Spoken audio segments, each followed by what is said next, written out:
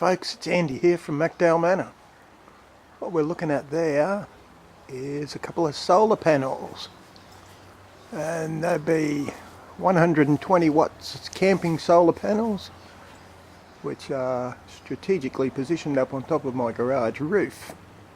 Actually, it's one of the few spots on this side of the house that doesn't get shaded during winter. So the wire, the cabling for them runs down the back of the garage here. It runs along the top of this retaining wall. There's a little junction box where I've got both sets of wires come together onto a bus bar. And then that comes out as a single set of wires, which runs over and underneath there. 25 amp hour battery, deep cycle marine battery, and an inverter, 300 watt inverter, and then the cord, the proper electrical cable, comes out and runs along the top of that retaining wall. So the inverter, of course, near the battery there, that swaps it from DC to AC, I think it is, or vice versa, whichever bloody one. Gives me house power, which is why that normal cable runs all the way along there, right to the back fence, and it runs across the top of the chook pen roof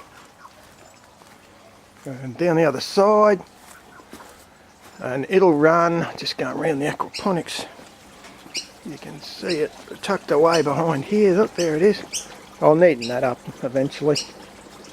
It runs down here, and it will be used to power this little power box. And the little power box, when we open him up, you can see has 3 plugs, and that just keeps the plugs from getting wet, and that's about to run my aquaponics system. So pretty soon we're going to do the test, probably tomorrow. I don't want to do it right now because it's getting close to dark. I do like to be able to see what I'm seeing, what I'm doing. So probably tomorrow morning we'll give that whole thing a test and see how we go, eh? So there's the detail of that first little junction box, where you've got 2 sets of clips from the solar panel coming into the bus bar, and they come out, those little ring bloody adapter things, into a single set of wires. So that's good to go. Okay, there's that inverter. It's plugged in. I'm going to have to put you down. Switched on. There's the battery, is that black thing. You can see the alligator clips come on the battery terminal, run down to the inverter and plugged into the front of the inverter. There's your 240 volts, she's now switched on, and we're ready to test. Cord from that 240 volt cable you saw that runs right the way down through the yard behind the chook house into the green plug, which is this Powerball box over here that's running both pumps, but not the heater that I only use in winter because I didn't really wire for that. That's only on for a week or 2 each year.